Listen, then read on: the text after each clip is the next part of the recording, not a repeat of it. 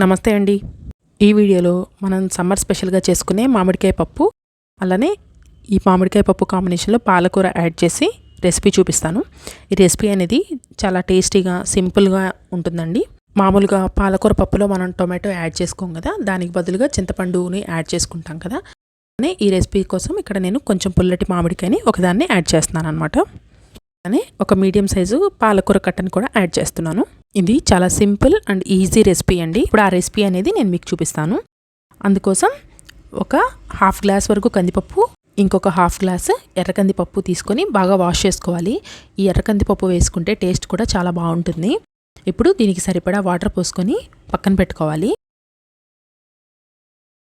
Wash చేసి పెట్టుకున్న పాలకూరని చిన్న ముక్కలుగా కట్ చేసుకొని వేసుకోవాలి. ఈ పాలకూర పప్పు అలాంటివి చేసుకునేటప్పుడు కొంచెం ఎండుకారం అనేది తగ్గించుకొని పచ్చికారం వేసుకుంటే టేస్ట్ అనేది చాలా బాగుంటుంది. ఇక్కడ మామిడికాయల్ని మీడియం సైజు ముక్కలుగా కట్ చేసి వేస్తున్నాను. మీరు పీల్ చేసైనా వేసుకోవచ్చు, మామిడికాయకి చేసుకోకుండా అయినా వేసుకోవచ్చు. నేను ఇక్కడ పీల్ చేయకుండానే వేశాను. అలానే కొంచెం పసుపు, కొంచెం కూరకారం యాడ్ చేస్తున్నాను. జనరల్గా అయితే ఎక్కువగా కూరకారం పట్టకుండా కొంచెం వరకు పట్టేలాగా పచ్చిమిరపకాయలు ఎక్కువగా వేసుకోండి. ఇప్పుడు ఈ పప్పుని ఒక 5 విజిల్స్ వచ్చే వరకు స్టవ్ మీద పెట్టుకొని ఉడికించుకోవాలి. మామూలుగా అయితే మనం కందిపప్పుని 3 విజిల్స్ వచ్చే వరకు ఉడికించుకుంటే సరిపోతుంది. కానీ ఇక్కడ మామిడికాయ యాడ్ చేసాం కాబట్టి ఒక 5 విజిల్స్ వచ్చే వరకు ఉడికించుకోవాలి. అప్పుడైతే బాగా మెత్తగా ఉడికిపోతుంది.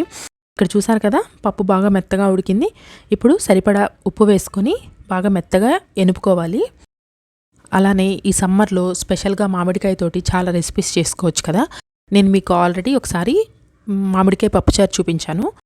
ఒకసారి అది కూడా వీడియోని చివరిలో ట్యాగ్ చేస్తాను. ఒకసారి ఎవరైనా ట్రై చేయాలనుకుంటే ట్రై చేయండి. ఇప్పుడు పప్పు బాగా మెదిగిన తర్వాత దీనిలో ఉప్పు సరిపోయిందా లేదా అని చెక్ చేసుకొని పోపు వేసుకోవాలి. పోపు కోసం ఆయిల్ పెట్టుకొని ఆయిల్ హీట్ అయిపోయిన తర్వాత పోపు గింజలన్నీ వేసుకోవాలి. ఇవి బాగా ఫ్రై అయిపోయిన తర్వాత కరివేపాకు యాడ్ చేసుకొని బాగా ఫ్రై చేసుకోవాలి. ఈ కరివేపాకు కూడా బాగా ఫ్రై అయిపోయిన తర్వాత ముందుగా కట్ చేసి పెట్టుకున్న ఆనియన్స్ కూడా వేసుకొని ఫ్రై చేసుకోవాలి.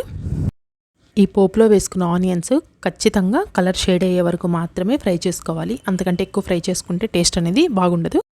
అందుకోసం ఇలా బాగా ఫ్రై చేసుకొని పప్పులో యాడ్ చేసుకొని కొంచెంసేపు మూత పెట్టేసుకుంటే సరిపోతుంది. ఇక్కడ ఆనియన్స్ కూడా కొంచెం ఫ్రై అయిపోయినాయి కదా, ఇప్పుడు వీటిని పప్పులో యాడ్ చేసేసుకుందాము. ఇలా పప్పులో యాడ్ చేసేసుకొని కొంచెం సేపు మూత పెట్టుకొని పక్కన పెట్టుకుంటే సరిపోతుంది. ఈ మామిడికాయ పాలకూర పప్పుని చపాతీల్లో కూడా తీసుకోవచ్చండి. ఈ వీడియో మీకు నచ్చినట్లయితే please like, share and subscribe to Telugammayi. Thank you.